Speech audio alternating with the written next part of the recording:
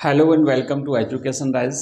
इतिहास की इस क्लास में आज का हमारा चैप्टर है वो है उपनिवेशवाद और देहात। देखो कैप्सूल सीरीज, ये हमारी कैप्सूल सीरीज है बच्चों, और कैप्सूल सीरीज के तहत हम कंटिन्यू इस एक एक चैप्टर को लेकर के आगे बढ़ रहे हैं।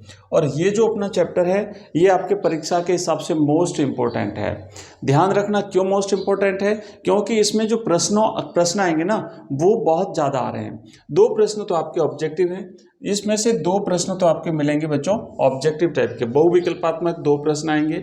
आपके रिक्त स्थान का इसमें से एक प्रश्न आएगा, इसमें से एक जो है वो रिक्त स्थान का प्रश्न आएगा, आप देख सकते हो। उसके बाद आपका एक अति लघुतरात्मक प्रश्न आएगा और एक लघुतरात्मक प्रश्न आएगा। तो कितने प्रश्न हुए?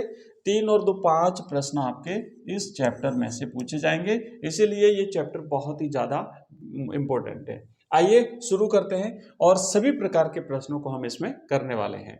पहला प्रश्न आपके सामने लिखा हुआ है कि पहाड़िया लोग किस प्रकार की खेती करते थे।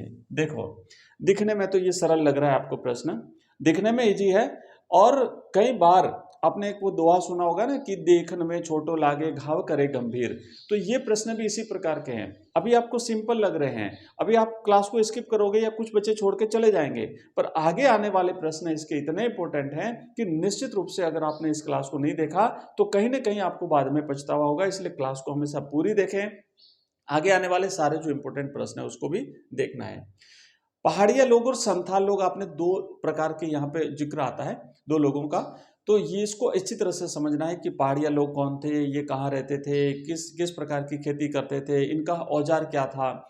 संथाल लोग कौन थे, इनको वहां पे बसाया गया तो कौन सी प्रथा के तहत बसाया गया, वो किस प्रकार की खेती करते थे, उनका हथियार क्या था, मतलब औजार खेती करने का क्या था, क्या विद्रोह हुआ, उनका नेतृत्व किसने किया। बहुत सारे प्रश्न हम आज की इस क्लास में कवर करने वाले हैं।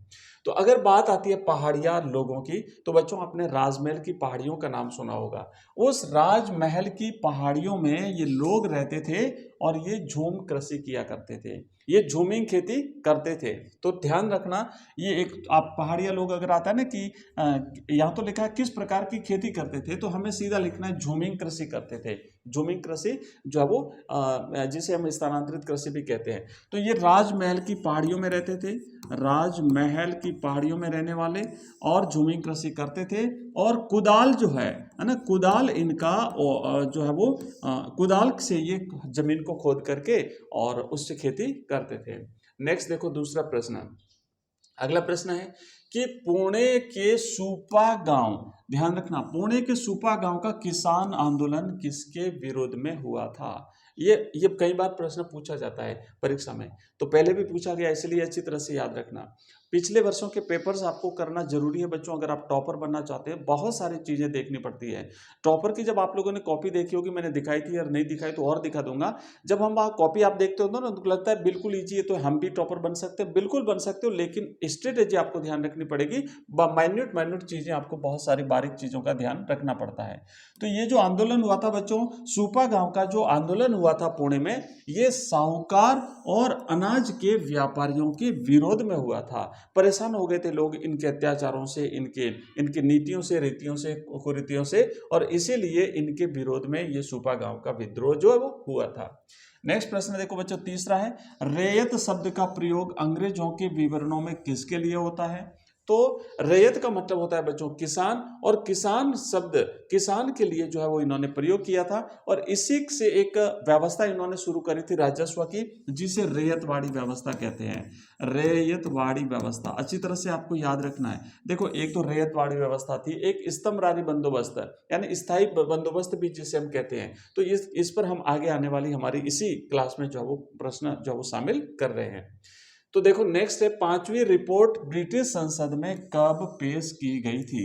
ये पांचवी रिपोर्ट जो थी, चूंकि ये क्रम से पांचवी थी, क्रम के हिसाब से पांचवी रिपोर्ट थी, इसलिए पांचवी रिपोर्ट कहते हैं इसको। और इसमें क्या होता था कि ईस्ट इंडिया कंपनी के जो क्रियाकलाप थे, यहाँ पर उसकी जो गतिविधियां थी, यहाँ पर उसके जो व्यापारिक जो सारे क्रियाकलाप होते थे, उसका एक विवरण होता था उस पर ये पूरी रिपोर्ट बनती थी और ये ब्रिटिश संसद में पेश की जाती थी। ये पांचवी रिपोर्ट विशेष रूप से उल्लेखनीय है और ये कब पेश की गई थी, तो ध्यान रखना 1813 ईस्वी में। 1813 ईस्वी में जो है बच्चों, इस रिपोर्ट को ब्रिटिश संसद में पेश किया गया था। संसद में पेश किया था मतलब संसद कौन सी थी भाई, वो ब्रिटिश संसद थी। ध्यान रखना, ब्रिटिश संसद में पेश किया गया था। नेक्स्ट देखो, अगला प्रश्न है, चौथे के बाद में पांचवा हमारा प्रश्न है। पांचवा प्रश्न है कि बंगाल में स्तंभरारी बंदोबस्त व्यवस्था कब और किसने लागू की गई थी। अब आया ना, मैंने जब रेतवाड़ी की हम बात कर रहे थे, तो रेतवाड़ी व्यवस्था से बिल्कुल भिन्न थी ये स्तंभरारी बंदोबस्त। इसे स्थायी बंदोबस्त व्यवस्था भी कहते हैं, क्योंकि ये भी कर इकट्ठा करने, राजस्व कलेक्शन की एक व्यवस्था थी। और ये जो है बच्चों व्यवस्था जो है वो सबसे पहले बंगाल में लागू हुई थी। तो आपको ध्यान रखना है कि बंगाल में स्तंभरारी बंदोबस्त 1793 ईस्वी में कब लागू हुई थी, 1793 ईस्वी में। सन को याद रखें। और जो कॉर्नवालिस था, चार्ल्स कॉर्नवालिस, इसके शासनकाल में, इसके नेतृत्व में जो है वो ये व्यवस्था लागू की थी।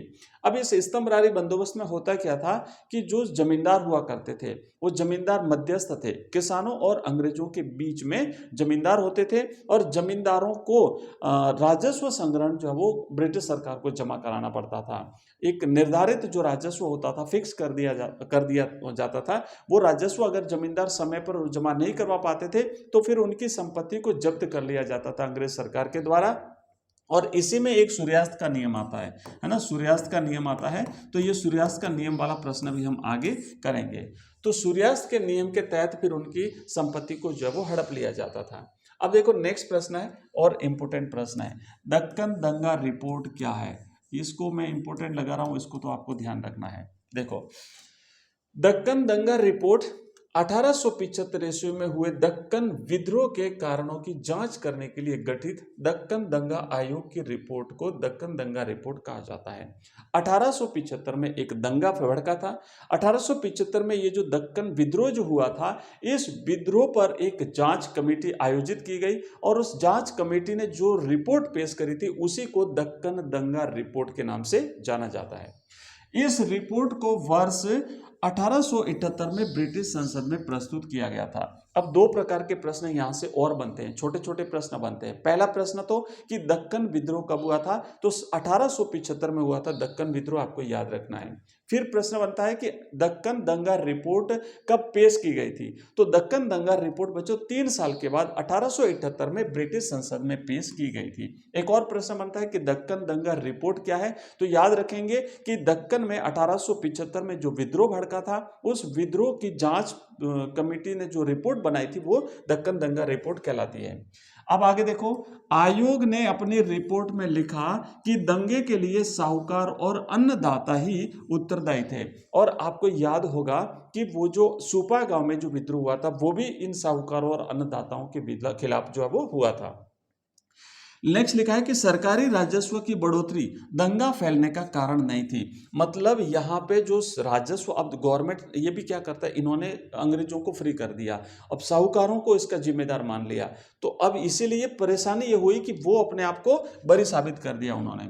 औपनिवेशिक सरकार कभी भी यह मानने को तैयार नहीं थी कि जनता में असंतोष सरकारी कार्यवाही के कारण ही उत्पन्न हुआ है। मतलब वो तो स्थानीय कारण बता रहे थे कि आपस में इनका जो है वो इनके साहूकारों की वजह से ये दंगा भड़का है, सरकार की नीतियों की वजह से नहीं भड़का है। चलिए नेक्स्ट है, रेतवाड़ी बंदोबस्त को परिभाषित कीजिए। अभी हमने स्तंभरारी बंदोबस्त देखा था, सबसे पहले बंगाल में 1793 में स्तंभरारी बंदोबस्त चार्ल्स कॉर्नवालिस के शासनकाल में शुरू हुआ था। इसमें जो है ना एक जो मध्यस्थ था वो था जमींदार, लेकिन उसके बिल्कुल विपरीत जो रेतवाड़ी व्यवस्था थी, इसमें रेत को सीधे जिम्मेदार ठहराया गया। रेत को स्वयं जो है वो अंग्रेज सरकार को अपना टैक्स जो है वो कलेक्शन जमा कराना पड़ता था। तो रेतवाड़ी बंदोबस्त को ब्रिटिश औपनिवेशिक सरकार के द्वारा बंबई दक्कन में लागू किया गया एक भूमि राजस्व वसूलने की प्रणाली थी। ठीक है। तो पहली बात तो ये है कि लागू कहाँ की गई थी, तो ये बंबई दक्कन में लागू की गई थी। ये क्या था, तो ये भूमि के राजस्व को वसूलने की एक औपनिवेशिक सरकार की प्रणाली थी, व्यवस्था थी। इस व्यवस्था के अंतर्गत राजस्व की राशि सीधे रैयत अर्थात किसानों के साथ तय की जाती थी। इसमें मध्यस्थ जमींदार नहीं थे, इसमें कोई मध्यस्थ नहीं था, डायरेक्ट किसान जो है वो राशि अंग्रेजों को जमा कराते थे। इस प्रणाली में किसानों को भूमि का मालिकाना हक दिया गया था और बिचौलियों को समाप्त कर दिया गया। तो एक बात तो किसानों के लिए ठीक थी ये कि बिचौलिए समाप्त हो गए और उसका जमीन का जो मालिक था वो किसको बना दिया, किसानों को बना लिया। इस प्रणाली में भूमि राजस्व का निर्धारण उपज के आधार पर नहीं बल्कि भूमि के क्षेत्रफल के आधार पर किया गया था। अब यहां पर थोड़ी प्रॉब्लम थी, अगर जिसको ज्यादा भूमि दी गई तो उसको ज्यादा राजस्व भी जमा कराना पड़ता था। अब उस पर उत्पादन होता है या नहीं होता है, तो ये मुश्किल था किसानों के लिए। इस प्रणाली से कृषकों के साथ साथ सरकार की आय में भी वृद्धि हुई थी। चलिए नेक्स्ट आगे बढ़ते हैं, एक और प्रश्न ले लेते हैं। लास्ट प्रश्न ये है कि सूर्यास्त विधि या अथवा सूर्यास्त कानून क्या था। अभी हमने बात करी थी स्तंभरारी बंदोबस्त की, उसी से रिलेटेड है, इसको थोड़ा सा समझिए आप कि सूर्यास्त विधि या सूर्यास्त कानून में बच्चों जमींदारों के द्वारा ईस्ट इंडिया कंपनी को एक निश्चित तारीख को सूर्यास्त तक राजस्व जमा कराना अनिवार्य था। स्तंभरारी बंदोबस्त जो हमने अभी पढ़ा 1793 में बंगाल में जो लागू हुआ था, उसमें मध्यस्थ जो है वो जमींदार हुआ करते थे और जमींदारों को एक निश्चित तारीख तक सरकार को जो राजस्व था वो जमा कराना होता था। अगर कोई जमींदार उस निर्धारित तिथि के सूर्यास्त तक, मतलब शाम को अगर सूर्य अस्त हुआ उस समय तक अगर कोई जमा नहीं कराता था तो उसकी संपूर्ण जो उसकी जो जमीन होती थी, उसका जो संपत्ति होती थी, उसको नीलाम कर दिया जाता था। अब ये राजस्व जमा न होने की दशा में उसकी जमींदारी नीलाम की जा सकती थी। इसे ही सूर्यास्त विधि या सूर्यास्त कानून कहा जाता है, मतलब निश्चित तारीख के सूर्यास्त तक। ब्रिटिश शासन के दौरान यह कानून जमींदारों को एक निश्चित तिथि को भू राजस्व चुकाने के लिए बनाया गया था। यह कानून 1794 ईस्वी में लागू किया था, क्योंकि 1793 में तो स्तंभरारी बंदोबस्त व्यवस्था लागू की गई थी और 1794 में यह नियम सूर्यास्त नियम लागू किया गया था। इस कानून के तहत जमींदारों को एक निश्चित तिथि तक पर जमीन दी जाती थी। जमींदार की मृत्यु के बाद जमीन का स्वामित्व उसके उत्तराधिकारी को मिल जाता था। जमींदार किसानों से वसूल की गई कुल रकम का 10/11 भाग कंपनी को देता था और 1/11 भाग जो है वो अपने पास रखता था। तो ये था बच्चों ये सूर्यास्त का नियम। तो देखो आज हमने औपनिवेशिक शासन व्यवस्था और इसके बारे में हमने जो कुछ मोस्ट इंपोर्टेंट प्रश्न थे जो हमने किए हैं, ये हमारी कैप्सूल सीरीज है और ये कैप्सूल सीरीज लगातार जारी रहेगी। इसमें पर डे आपको एक क्लास मिलती है और शाम को हमारी ये क्लास बच्चों शाम को 7 बजे आती है। देखो सुबह 7 बजे हमारी ज्योग्राफी की क्लास आती है कैप्सूल सीरीज और शाम को 7 बजे हिस्ट्री की कैप्सूल सीरीज आती है। टॉपिक वाइज ब्लूप्रिंट के हिसाब से हम लेटेस्ट आपका सिलेबस के हिसाब से आपको टोटली प्रश्न आंसर करवा रहे हैं। इसके अलावा हमारी 2 लाइव क्लास आती है, हिंदी कंपलसरी और इंग्लिश कंपलसरी की। तो सुबह की जो हमारी लाइव क्लास होती है बच्चों, वो सुबह की क्लास जो है वो 6 बजे इंग्लिश कंपलसरी की लाइव क्लास होती है। मैं यहाँ पे टाइमिंग लिख देता हूँ, थोड़ा ये प्रश्न हम अभी नहीं करेंगे, टाइमिंग मैं बता देता हूं कि सुबह के 6 बजे हमारी इंग्लिश कंपलसरी की लाइव क्लास होती है और शाम को 8 बजे हमारी हिंदी कंपलसरी की बच्चों लाइव क्लास होती है। इसके अलावा 2 तो लाइव क्लास है हमारी और 2 ही हमारी कैप्सूल सीरीज चल रही है। बाकी क्लासें हम और भी आपकी स्टार्ट करने की योजना बना रहे हैं। अगर आपको ये क्लास पसंद आई है तो इस वीडियो को लाइक करें, साथ ही साथ चैनल को सब्सक्राइब करें, अपने दोस्तों के साथ शेयर करें। थैंक यू, धन्यवाद।